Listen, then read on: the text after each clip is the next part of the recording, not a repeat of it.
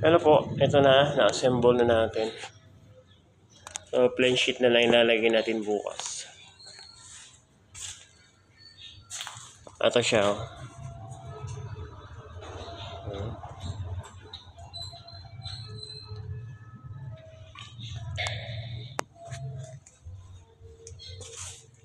Ito na nga siya. Ay, ganyan lang.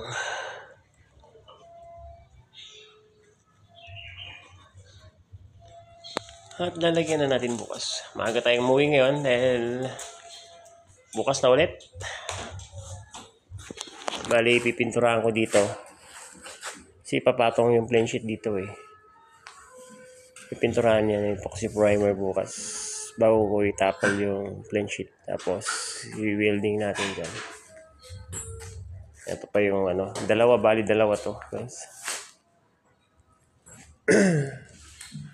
Mainit kasi ang panahon eh. Kulang ako ng round bar, plain round bar.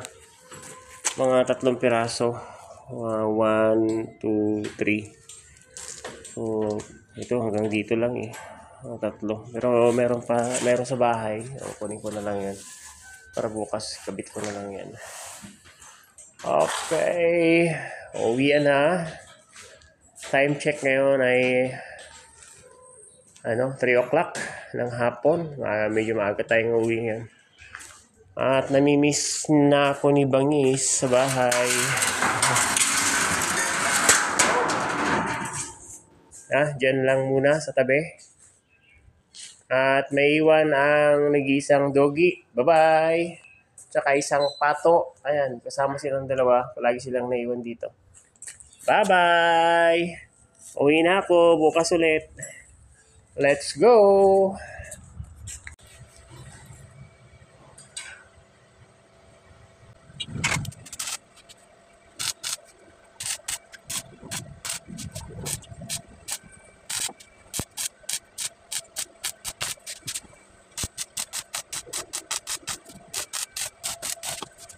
Ito nga po, tapos na natin in-assemble. So, kaya bago natin ikabit yung plain sheet, ito, steel plate. Meron kasi dito yung dapat nating lagyan ng yung mga epoxy. Ito, mga awang na yan. Lagyan natin yan. Ayan. Tapos, tulad nito, sa kanto, nilagyan na natin para hindi yan pasukan ng tubig. Yung mga ganito, yan, lalagyan natin ng epoxy yan, A and B. Para safe siya. Yung mga kanto na ganito, kahit pinturahan mo yan kung walang epoxy yan, madaling kalawangin kasi magpupondo yung tubig dyan. Ilalagyan ng epoxy yan. At ganoon naman dito, epoxyhan natin yan. Imbis na body peeler, epoxy and B na lang nilalagay ko yan. Pagkatapos tuloy kasi grind na lang natin yan. Okay guys. At ito. Tapos ko na yung isa. Tapos ko na yung isa. So bukas ito babalikan ko. At i-grind natin to ng cloth disc. Kasi matigas yan eh. Cloth disc gagawin natin. Hindi pwedeng lihain yan guys. Hindi kakayanin ng liha. Wala dito yung sinasabi ko. Mayroon na dyan. Mga gilid. Dito sa mga gilid nito. Mayroon yan. At dito na rin. Sa dugtungan dito. Sinabi ko pares kanina. Pero pagka-grind yan bukas. Papantay yan. Kinis yan. Tapos na to. Mamaya. Pag nalagyan ko itong isa. Uwi na ako kasi hindi naman pwedeng trabahuin yan kasi malambot pa yung epoxy natin nilagay. Yung epoxy A and B na may halong semento guys. Okay, babayo. Ito na po yung mga nilagyan natin ng epoxy kahapon. Kasi may mga dugtungan dito. Kaya nilagyan natin ng epoxy. Dito rin. Yung pinag-buildingan natin, nilagyan ko ng epoxy. Tapos i-grind ko na lang yan. Hindi na ako gumagamit ng body peeler kasi medyo matagal yun. Pag grind mo kasi yung body peeler, nauubos. Pero kung yung epoxy and B, hindi. Stable lang. Ito. Ayun dito, yung pinag-buildingan natin dito, nilagyan ko rin. Matigas yan guys. Pati dito, nilagyan ko rin ng epoxy para hindi magpundo ang tubig. Tulad dito, pag naulanan, hindi yung kanto, may laman siya na epoxy para hindi madali matuyo ang nabasa ng ulan. Yan din yan. Okay, grind ko na lang to guys at kita nyo to.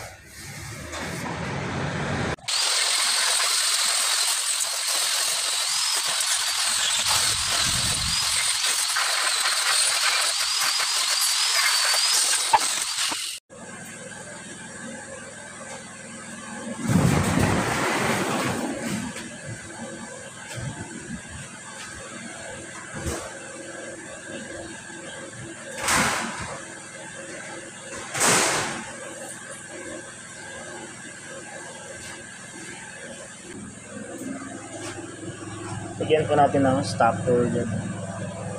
Patungan na.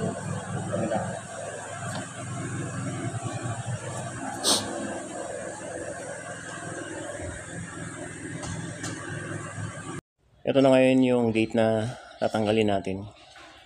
At ang ipapalit natin guys ito. Bago. Kasi kinakalawang sa ilalim yan eh. Labas tayo kasi hindi makita dito sa loob. Pag nandito ko sa loob, magka-camera eh. Ito yon yung puputulin natin. Putulin muna natin to. Tapos itong hinges na to, i-adjust natin, ididikit natin dito sa poste. Kasi masyadong malayo eh. Ang ganoon din sa kabila. At ito na. Katingin ko muna kasi mahirapan akong mag-video. Kasi mainit. So, at least sinabi ko na sa inyo guys kung ano yung dapat kong gawin. Pag dito sa loob kasi madilim eh. Pero pag putol ko dito, putulan ko to. Tapos ito i-adjust dito sa loob. Okay guys, baba muna tayo. Baba muna tayo ng camera.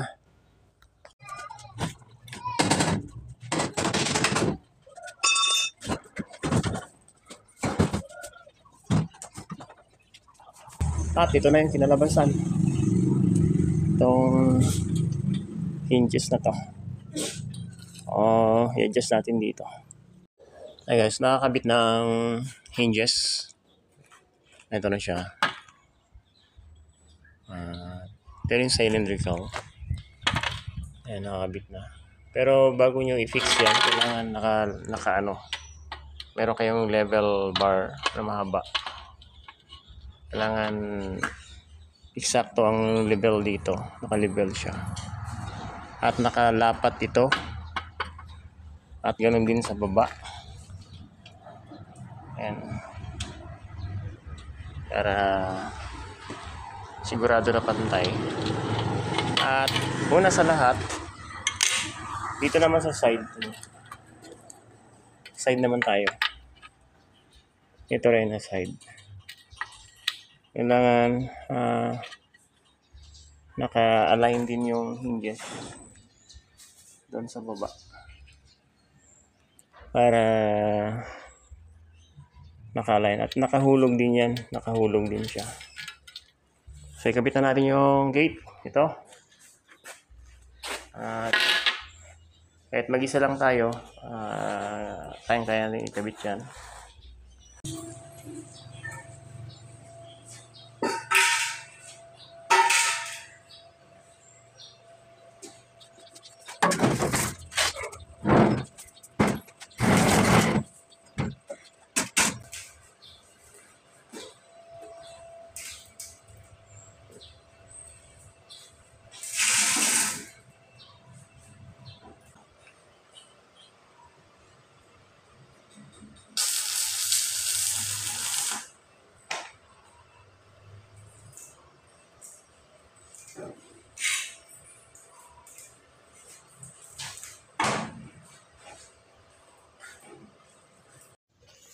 Yung hinges po ay tinaking lang muna natin.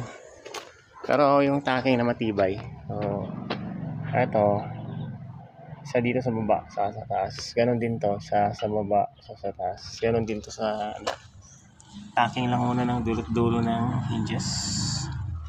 At tanggalin natin yung yung kalang. Titingnan natin kung ano lang kinalabasan. Tanggalin natin to. Kasi ito yung adjuster. Ayan. At bago natin buksan yan, kailangan may langis.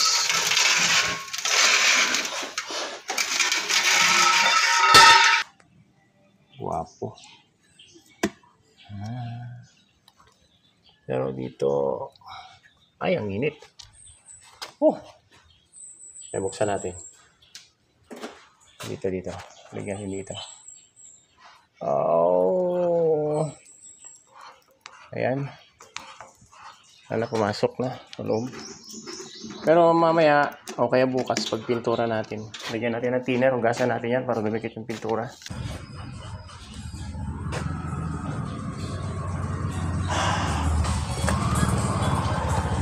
Okay na yan. Ito nga po, nakikabit na natin yung isa. Pinotol ko na rin yung dito. Yung hinges. In-adjust ko na siya. Ayan. Pati dito sa taas. Kinabit ko na para susukat natin yung ano dyan mamaya. Yung isang pintuan. At una-una sa lahat, nilagyan ko nito angle bar, nilagay ko yan sa ilalim.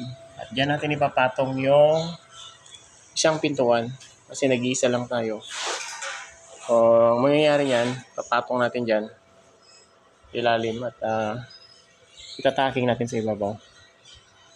Para, ang ibig ko sabihin, isang buong pintuan yan, pagkadugtong, tapos dadalhin natin doon sa kabila para makuha yung tamang sukat. Okay guys?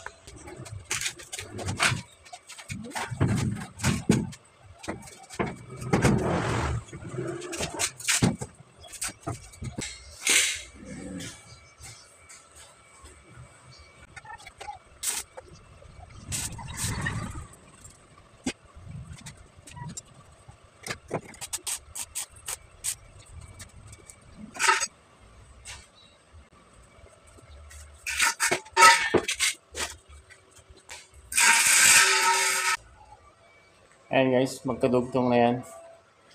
Para dito, makakuha natin yung tamang distance. So, dandahan natin isasara to. O, tama ba? Ay, eksakto nga. Eksakto nga guys. Tama yung sukat ko. Ayan o. Eksakto siya. Yung kasi ginawa ko, pinagdugtong ko yung pintuan. Ayan. May angle bar dito, kinonek ko muna para hindi tayo mahirapan. So yan, pwedeng buksan yan dire-diretso dito, isang buo yan, nakadugtong. Ako lang kasi mag-isa. So itaking muna natin dito para makita natin kung kaya ba.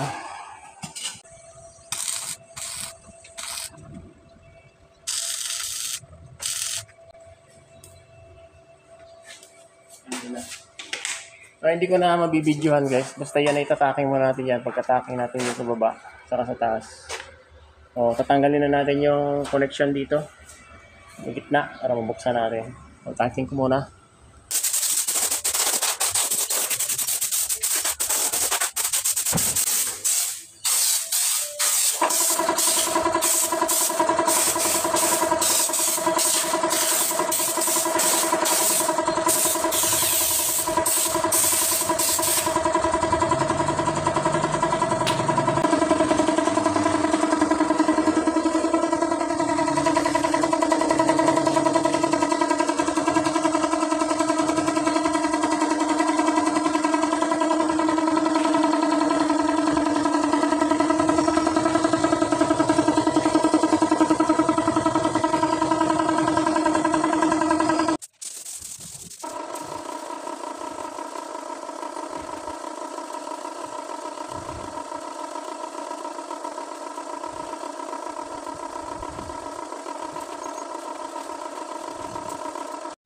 Ito na po yung gate natin. Natapos din at minadali ko kasi baka umulan. O i-lock natin dito sa baba. ilak na natin kasi alis na tayo. Babalik tayo bukas guys kasi nga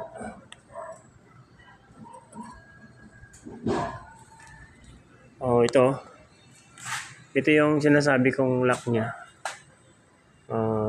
Ayan ayun, lock na siya. Kung nandun ka sa labas, dukutin mo lang to. Ayan lang siya. Ayan. Pag tinulak mo, di maglalak na siya kagad. Kung halimbawa, lumabas ka. Ayan dito lang. Dito lang siya. Labas na tayo guys, kay uwi na tayo. Tulak natin dandan.